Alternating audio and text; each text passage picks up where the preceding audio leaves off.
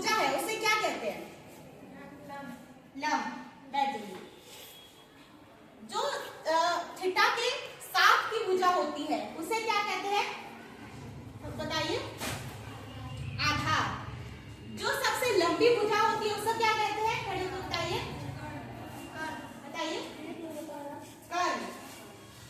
इन्हीं भुजाओं को थीटा के ये सामने, इसलिए इसको सम्मुख भी कहते हैं।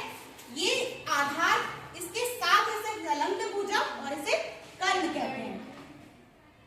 ये तीन त्रिभुज में इनके जो थीटा के मान है वो सब कितने हैं? ये 30 डिग्री। ये सारे त्रिभुज 30 डिग्री थीटा के हैं। तो फिर यहाँ पे लंबवत भुजा एवं कर्ण भुजा के मान का अनुपात क्या होगा? मुझे कोई बताइए। 1:2। 1:2।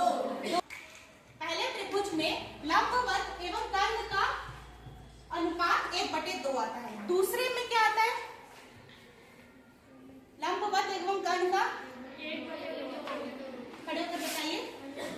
1/2। तीसरे त्रिभुज में लंबवत एवं कर्ण में ये आधार है और एक कर्ण है, इनके मान का अनुपात निकालना है। जैसे आपने लंबवत एवं कर्ण का अनुपात निकाला, उसी प्रकार आधार एवं कर्ण के मान का अनुपात।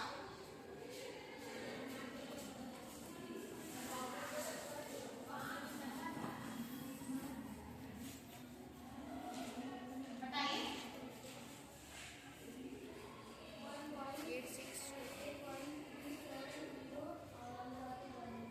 0.87।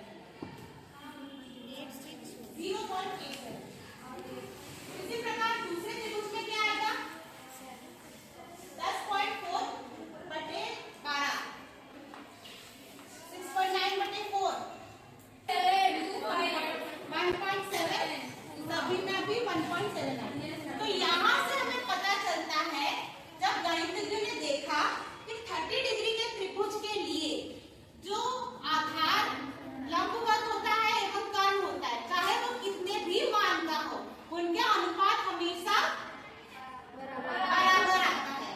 जो आधार होता है एवं लंबवत होता है, उनके मान का अनुपात हमेशा बराबर आता है।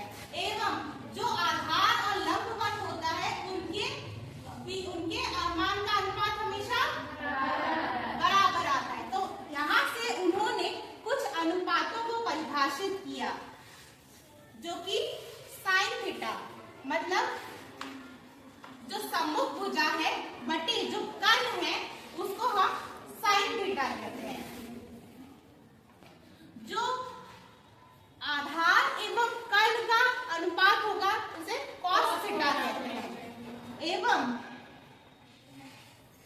जो लंबवत एवं आधार का अनुपात होगा उसे टैन थीटा कहते हैं। एवं उनके अनुपातों का मान भी ज्ञात किया।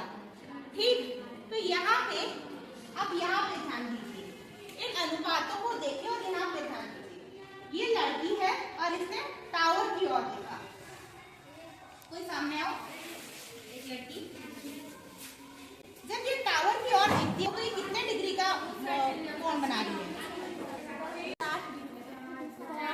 60 डिग्री। एवं उससे टावर की दूरी कितनी है? 27। तो आपको यहाँ पे 27 कोण हमारा कितने डिग्री का है? 60। हमें किस चीज का मान ज्ञात करना है यहाँ पे? लंबवत। तो लंबवत और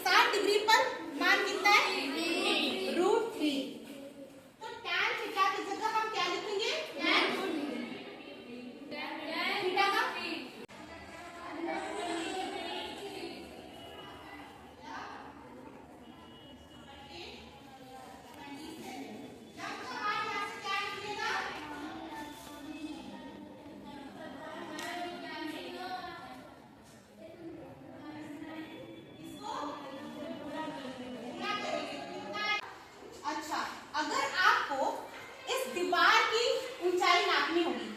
कोई छात्र बाहर आपको इस दीवार की ऊंचाई नापनी है। तो पहले हम यहाँ से यहाँ की दूरी नापेंगे एवं उसका कर्ण नापेंगे। ये कौन सा डिग्री बना रहा है?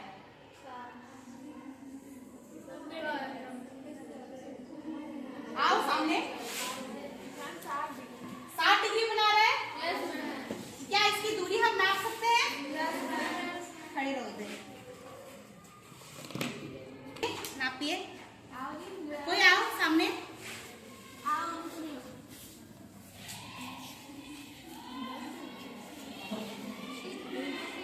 यहाँ से लेकर वहां तक की दूरी नापिए।